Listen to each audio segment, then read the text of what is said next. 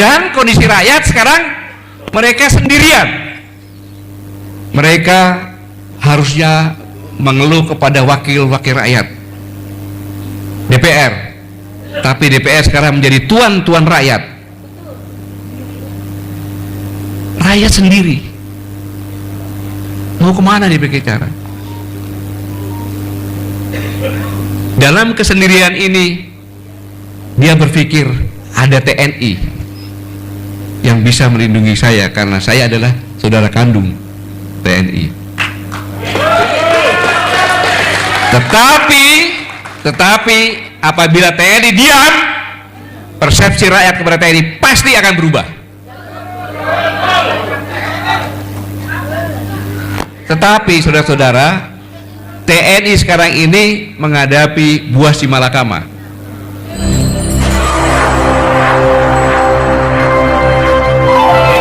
Hadirin sekalian, sejatinya para politisi adalah sosok-sosok yang seharusnya membangun argumentasi secara logika, argumentasi yang jernih, mumpuni dalam hal wawasan kebangsaan. Seorang politisi yang sejati, dia tidak boleh membunuh lawan argumentasinya. Dia memberikan jalan untuk sama-sama berargumentasi, sehingga apa yang disampaikan ini menjadi nuansa pendidikan bagi generasi-generasi muda. Seharusnya demikian, sehingga mereka pun punya tugas untuk membangun kesadaran kehidupan berbangsa dan bernegara yang sehat, steril dari pemikiran-pemikiran kotor, pemikiran-pemikiran licik ketika beradu argumen. Ini semuanya tentunya sama-sama kita rindukan. Kapan ini bisa terjadi? Walau alam. Saudara-saudara sekalian, sebagai politisi papan atas akan sangat tidak pantas dirinya kalau mengeluarkan kata-kata nyinyir, kata-kata kotor, kata-kata yang vulgar, menyerang secara personal terhadap lawan-lawan politiknya. Ini tidak etis. Ini yang selama ini kita saksikan.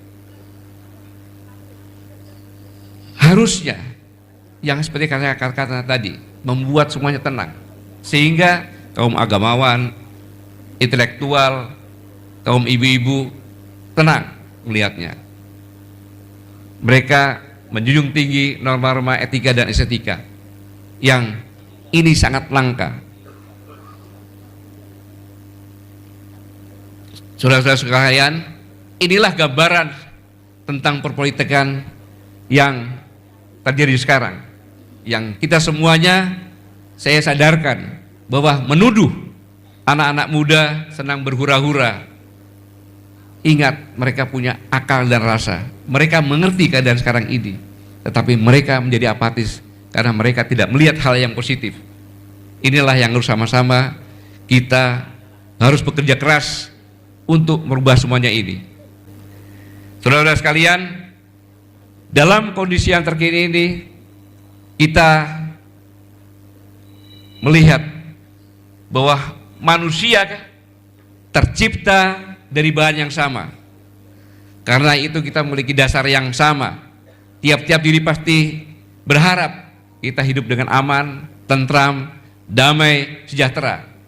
Pertanyaannya, kenapa faktanya kehidupan berbangsa, bernegara yang kita jalani sekarang ini tidak sesuai dengan harapan? Pertanyaan seperti tadi, siapa sebenarnya yang menjadi dalang, yang menciptakan suasana kehidupan perpolitikan yang jauh dari nilai kemanusiaan ini? Yang pasti rakyat dan TNI adalah korban yang selalu terseret oleh narasi-narasi ambisi para elit yang sama sekali tidak mendidik. Padahal kalau kita berpikir secara jernih bahwa pengorbanan rakyat pada negara ini sungguh sangat tidak ternilai.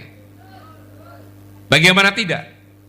Pasal 33 ayat 3, bumi dan air dan kekayaan alam yang terkandung di dalamnya dikuasai oleh negara dan dipergunakan sebesar-besarnya untuk kemakmuran rakyat. Tapi pasal ini merupakan bukti konkret di mana rakyat dengan rela, ridho menyerahkan seluruh harta karunia kepada para elit politik supaya dikelola dengan baik, benar, dan dengan tujuan demi kemakmuran kesejahteraan rakyat. Jadi Anda semuanya rakyat Indonesia adalah pemilik sah ketika Bung Karno mengatakan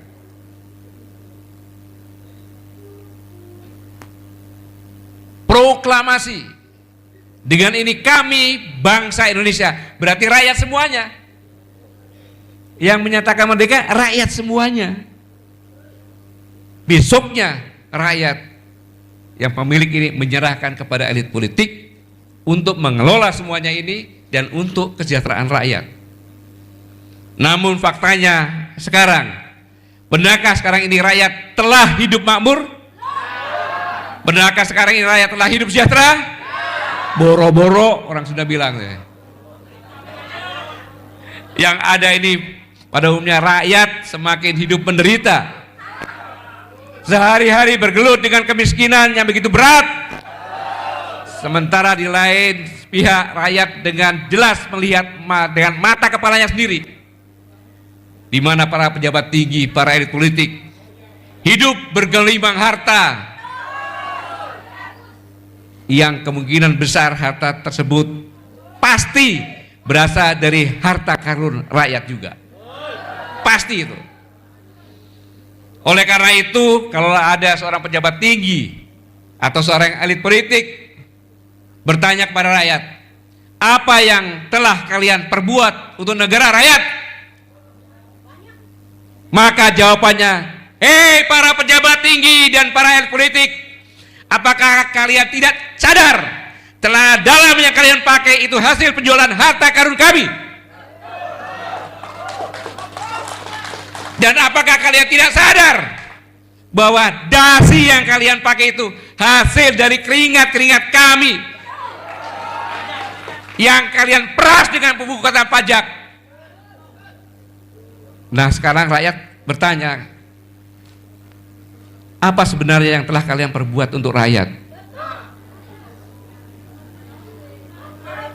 Kalau para elit, para pejabat mengatakan bahwa semua dilakukan demi untuk kepentingan rakyat, maka kami pun bertanya, kenapa pada faktanya kami rakyat dan pada umumnya senantiasa sehari-hari bergelut dengan kemiskinan? Rakyat yang mana?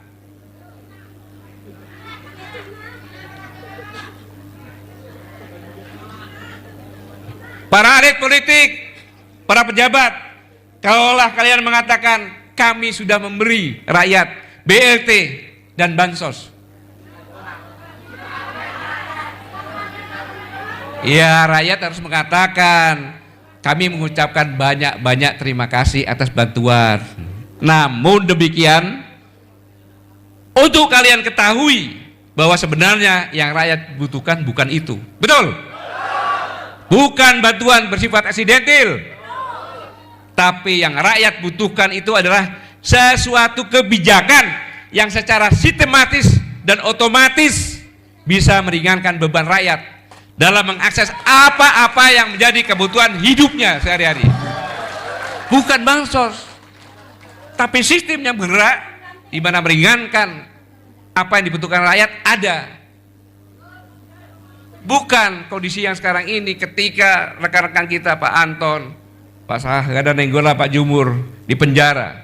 Mereka mengatakan kepada saya, jangan kasihani kami. Ini tuh masih hidup tuh orangnya. Jangan kasihani kami katanya.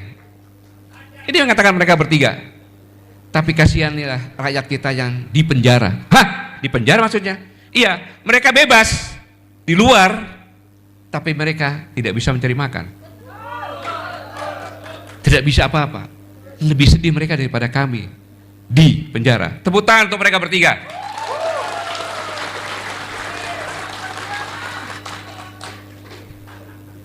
Kenapa? BLT, bansos hanya sementara saja. nggak bisa menjawab kemiskinan. Bisa nggak? Nggak bisa. Bukan itu. Bukan itu.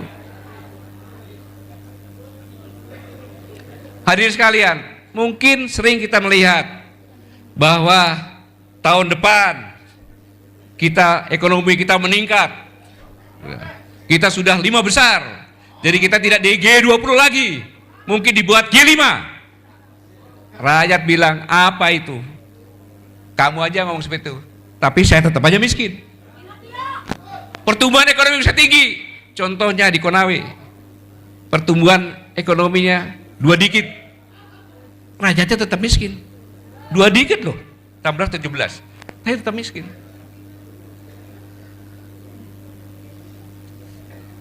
Kadang-kadang mengatakan bahwa nilai kemiskinan sudah tinggal sedikit, sudah berkurang. Itu kata BPS, tapi yang kami lihat, kami rasakan sendiri tidak berubah. Bahkan teman kami banyak yang tambah miskin lagi. Inflasi apa? Pendapatan dengan harga beli tidak seimbang. Kita nggak bisa beli. Itu inflasi yang benar. Jadi memang jangan menganggap bahwa rakyat itu tidak tahu apa-apa. Rakyat itu punya akal dan punya rasa. Dia punya antena yang katakan rasa itu yang sangat canggih. Dia bisa mengetahui. Inilah yang dirasakan rakyat di ujung-ujung sana. Yang perlu saya informasikan agar kita semuanya tergugah, terbangun, mengerti kondisi rakyat sebenarnya.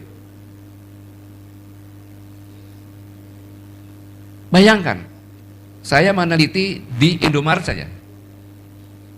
Sekarang ini diteliti rakyat membeli di Indomaret itu sudah tinggal 20.000 per hari. Maka di Indomaret, Alfamart banyak yang sasetan kan? Sasetan. Saya meneliti itu karena yang mudah diteliti. Berarti daya beli mereka hanya 20.000 sehari. Itu pun tidak semuanya. Indomaret kan di kota. Kalau yang di desa, buruh. Ketika seorang buruh pulang mendapat gaji, seharusnya dia gembira. Tapi begitu dia lihat di rumah anak dan istrinya, berdoa, ya Allah, semoga aku bulan depan tidak nganggur lagi karena kontrakku diberhentikan. Mereka ini semuanya kontrak. Yang dikatakan buruh, dokter juga buruh loh itu. Iya, pekerja. Kontrak sekarang ini. Bagaimana bisa tenang? Tidak ada ketenangan. Seharusnya hidup di dunia ini penuh dengan perlindungan dan penuh dengan kenyamanan. Dan kondisi rakyat sekarang mereka sendirian. Mereka harusnya mengeluh kepada wakil-wakil rakyat, DPR. Tapi DPR sekarang menjadi tuan-tuan rakyat. Rakyat sendiri. Mau kemana dia berbicara? Dalam kesendirian ini, dia berpikir ada TNI yang bisa melindungi saya karena saya adalah saudara kandung TNI. Tetapi apabila TNI diam, persepsi rakyat kepada TNI pasti akan berubah. Tetapi saudara-saudara, TNI sekarang ini menghadapi buah si malakama. Bingung dia TNI itu. PMI paham, lihat semuanya seperti ini paham. Jelas. Namun saudara sekalian perlu tahu bahwa TNI itu adalah manusia. Makhluk yang punya akal dan punya rasa juga, sama rasanya seperti rakyat. Artinya, apakah diam dan dinginnya sikap TNI sekarang ini betul mereka diam ketika melihat rakyat dijolimi?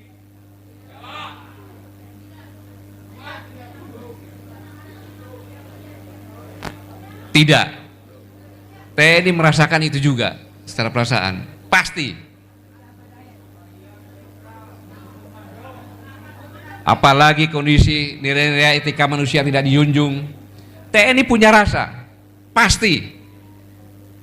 Tapi TNI pun dibatasi oleh aturan-aturan.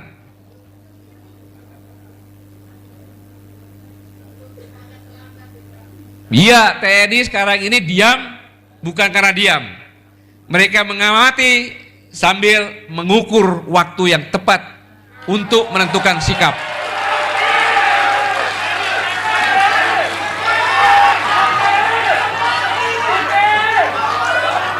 Saudara-saudara, ini saya yakin benar, karena TNI begitu pulang dia ketemu sama rakyat, istrinya rakyat, anaknya rakyat. Dia tidak bisa lihat ini diam, tetapi ya katakan aturan yang batasi dia. Tetapi diamnya TNI itu untuk melihat, untuk menentukan sikap demi menyelamatkan negara dan bangsa dari tangan-tangan kotor yang hidup hanya mementingkan diri sendiri dan kroni-kroninya.